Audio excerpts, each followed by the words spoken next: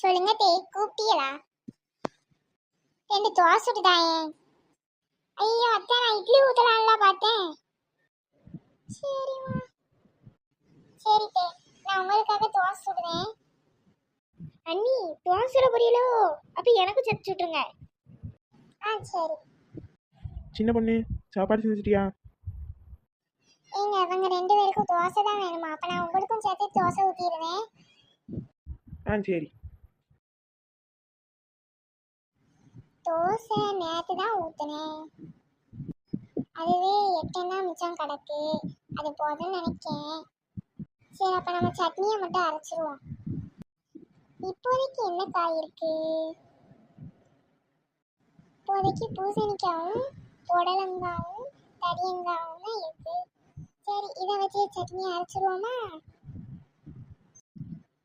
ஆரம்பி சின்ன பொண்ணு, உன்னோட சமையல் கலையை. ஏம்மா, என்னை எதுக்கு இங்கே கொண்டு வந்து உட்கார வச்ச? நேரம் ஆயிட்டு இல்ல, அதான் அவன் சமைச்சு உன்னை வந்து கூப்பிட்டு நீ இங்க வந்து உட்கார்ந்து சாப்பிட்டு போறதுக்கு எதுக்கு? அதான் நான் உன்னை இங்கே கொண்டு வந்து உட்கார வச்சிட்டேன். சரிம்மா. மாலா, என்னண்ணே? நீ சாப்பிடலையாம்மா? அண்ணே, காலையில 8 மணி தானே ஆகுது. இப்போ போய் யாராச்சும் சாப்பிடுவாங்களா? இப்பதான் விடிஞ்சிருக்கு. சீக்கிரம் சாப்பிட்றதாம்மா நல்லது. அண்ணே, ஒரு 9 மணியாச்சும் ஆகட்டும்ண்ணே. சரி, உன் இஷ்டம். இதுக்கு மேலே சொன்னா நீ கேட்க மாட்டேன். எனக்கு நிறைய எழுத வேண்டியிருக்கு, நான் போய் எழுதுறேன். எத்தை, நீங்க இன்னும் சாப்பிடலையா? சின்ன பொண்ணு, சாப்பாடு எங்க இருக்கு? அங்கதானே இருக்கு. ஆமா, சரிம்மா, நாங்க சாப்பிட்டுக்கிட்டோம். நீ போ, மதிய சாப்பாடு போங்க. சரிங்க தே.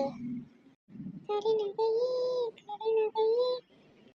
நான் என்ன டான்ஸ் ஆடிட்டு இருக்கேன்? ஆமாண்ணே, அந்த சட்னி அரைச்சதோட சந்தோஷம் தான் எனக்கு அப்படியே வெளிப்படை ஆகுது.